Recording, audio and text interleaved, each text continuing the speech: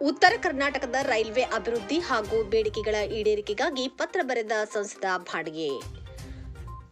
ಬಾಗಲಕೋಟೆ ಸಂಸದರಾದ ನಾರಾಯಣಸಾಬ್ ಬಾಂಡ್ಗೆಯವರು ಉತ್ತರ ಕರ್ನಾಟಕದ ರೈಲ್ವೆ ಯೋಜನೆಗಳ ಅಭಿವೃದ್ಧಿ ಹಾಗೂ ನೂತನ ರೈಲ್ವೆ ಮಾರ್ಗಗಳ ಕುರಿತು ಕೇಂದ್ರ ರೈಲ್ವೆ ಸಚಿವ ಅಶ್ವಿನ್ ವೈಷ್ಣವ್ ಅವರಿಗೆ ಪತ್ರ ಬರೆದು ಮನವಿ ಮಾಡಿಕೊಂಡಿದ್ದಾರೆ.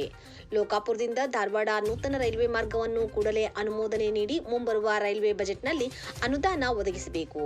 ಕುಡಚಿ ಬಾಗಲಕೋಟೆ ರೈಲು ಮಾರ್ಗ ಕಾಮಗಾರಿ ಶೀಘ್ರದಲ್ಲಿ ಪೂರ್ಣಗೊಳಿಸಬೇಕು ಮತ್ತು ಬಸವ ಎಕ್ಸ್ಪ್ರೆಸ್ ರೈಲನ್ನು ಲೋಕಾಪುರದವರೆಗೆ ವಿಸ್ತರಿಸಬೇಕು. ವಿಜಯಪುರದಿಂದ ತಿರುಪತಿಗೆ ದೈನಂದಿನ ಎಕ್ಸ್ಪ್ರೆಸ್ ರೈಲನ್ನು ಪ್ರಾರಂಭಿಸಬೇಕು. ಪಂಡರಾಪುರ ಬೆಂಗಳೂರಿನಿಂದ ಗೋಲ್ ಗುಂಬಜ್ ರೈಲಿನ ವೇಗವನ್ನು ಹೆಚ್ಚಿಸಬೇಕು.